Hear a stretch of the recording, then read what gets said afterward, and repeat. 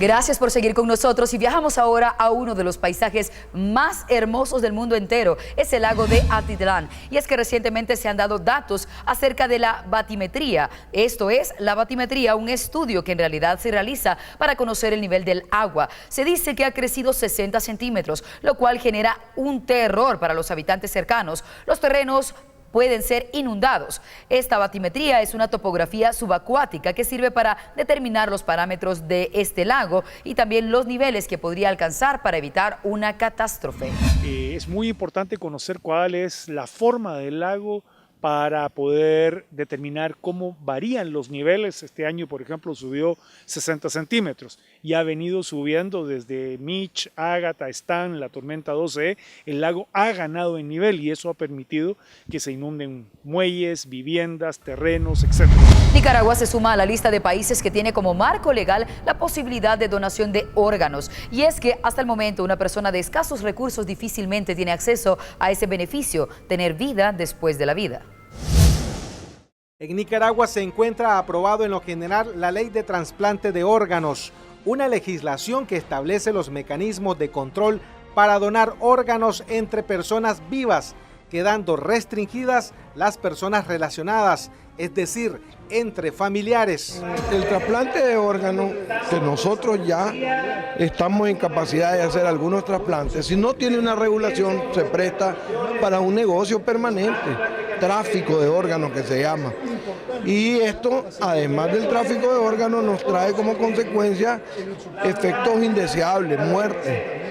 Esto viene a normar este tipo de procedimientos y sobre todo poderle dar la oportunidad a aquellos que no son ni afiliados al Seguro Social o que no tienen la capacidad de pagar a los hospitales que tienen el equipo necesario para hacer este tipo de procedimientos. Pero la Comisión de Salud sí tomó referencia, hizo comparaciones con otras legislaturas para poder sacar una comparación que se ajuste a las necesidades de Nicaragua. La ley deja establecidos los procedimientos para evitar que se dé el tráfico o turismo de órganos y la gratuidad de la misma hace que el problema no sea el costo, sino la lista de espera, porque miles son los interesados en un trasplante. Vos podés estar en una lista y ser el número 1000. Pero todo depende de que si el donante es compatible, porque si no es compatible, no se te puede hacer el trasplante. La ley viene a darle oportunidad a las personas que no cuentan con recursos para pagar los altos costos de un trasplante. Actualmente en Nicaragua un trasplante de riñones podría costar más de $700. Con la ley, el proceso no tendría ningún costo en los hospitales estatales. La ley está diseñada para que aquí no tenga ningún costo, pero obviamente nosotros necesitamos que la ley pase rápido porque los beneficios se van a ver ya de inmediato. En Nicaragua no existe la cultura de donación de órganos, por eso esta ley viene a regular los trasplantes solo en donantes vivos. Que una persona mientras está viva puede dejar firmado que se puede usar su órgano para ser trasplantado, lo dona. La ley de trasplante de órganos nació desde el año 2010 como una propuesta del Ministerio de Salud y una alternativa para reducir las altas tasas de mortalidad por la insuficiencia renal crónica en el país y que posteriormente fue presentada como una iniciativa de ley en el 2012. Algunas iniciativas se han planteado en otros países centroamericanos, pero es hasta ahora en donde se puede ver un beneficio para las personas de escasos recursos y que, como les decía, una frase que conocimos en Guatemala, dar vida después de la vida, se haga toda una realidad. De acuerdo a estudios internacionales, Guatemala es uno de los países más violentos de América Latina. De hecho, un reciente informe la sitúa en el puesto número 7 hasta 2011. ¿Y a qué se debe todo esto?, se preguntan algunos. Y pues la respuesta es a que se tiene acceso a las armas de manera legal o ilegal, y es muy sencillo obtener una. Más de 4.000 personas mueren cada año en Guatemala durante ataques violentos, y en la mayoría de los casos se utiliza arma de fuego. Pistolas, escopetas, rifles y fusiles en manos de maleantes y criminales, pero ¿cómo las obtienen? Algunas de estas armas provienen de depósitos acumulados de la época de conflicto armado que habían permanecido enterradas por años.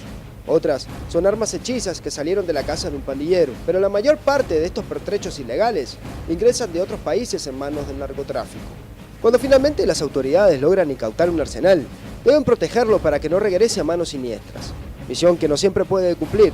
Tal es el caso de la desaparición de cerca de 1.450 granadas para fusil M79, que es un armamento potente, y cómo dejar fuera el reciente robo de explosivos que custodiaba el Ministerio de Defensa. Pero ¿quién mejor para proteger las armas de alto poder confiscadas que el Ejército, que destina espacios aparentemente seguros para este fin? Las armas se reciben con orden de juez competente en la Dirección General de Control de Armas y Municiones y son o resguardadas o son custodiadas en una bodega especial que existe para todas las armas que son enviadas y que están sujetas a un proceso penal. La sospecha de que miembros del ejército actúan en contubernio con el crimen organizado para desaparecer las armas es una hipótesis cada vez más común. Se sustentan en casos como el del convoy cargado de explosivos que tenía como destino una minera en San Rafael, la cual era custodiada por el ejército y fue interceptado y robado. Y justamente el convoy cayó en medio de esa manifestación violenta que existía ahí. Eso fue una coincidencia. ¿Cómo un grupo de manifestantes precariamente armados y molestos con una compañía minera fueron capaces de detener un convoy custodiado por militares entrenados y apoderarse de explosivos? Esa versión no deja bien parada la imagen de la institución. En todo caso, hoy en día, las fuerzas castrenses se ven en la penosa obligación de salir a dar explicaciones de la presunta implicación de sus efectivos en la oscura distribución del armamento. Y en el caso de la munición que fue sustraída del polvorín del Comando Aéreo del Norte, yo le diría que de los 23.000 hombres que conformamos el Ejército de Guatemala, en su mayoría nos mantenemos inmersos en cumplir nuestra misión. No es competencia del Ministerio de la Defensa dar declaraciones al respecto, precisamente porque nosotros no queremos incurrir en una ilegalidad con respecto de declarar algunas cosas que ya están sujetas a investigación. ¿Cómo el Estado va a garantizar el orden si estas municiones llegaran a manos del crimen organizado? A partir de ello se han generado algunos operativos de tal forma de tratar de que no circule esta munición. La Policía Nacional Civil, a pesar de sus esfuerzos en los procedimientos de despistolización de la población, no ha tenido mayor efecto. En lo que corre de este año, solamente se han logrado incautar un total de 3.740 armas ilegales, de las cuales 232 son de fabricación casera. Y sabemos que la cantidad que están circulando en las calles se incrementa cada día más, como queda en evidencia con lo que nos cuenta Vivian, que fue víctima de secuestro. Hace un año yo viví un secuestro, el cual es una situación que no se le desea a ninguna persona, ¿verdad? Porque es algo muy difícil. Fui abordada por 6 tipos, los cuales pues estaban equipados con armamento de grueso calibre. Ellos venían con 9 milímetros para arriba, ¿verdad? Esto sucede en un país donde el conflicto armado dejó cientos de armas dispersas por todas partes, donde las maras tienen cada vez más facilidad para fabricar armas caseras, donde los polvorines del Ministerio de Defensa son robados y donde el crimen organizado importa armas cada vez más letales. Podemos decir que el número de armas en las calles cada día se incrementa más, generando una paranoia colectiva con respecto a la seguridad, y las autoridades poco han logrado para revertir esta situación.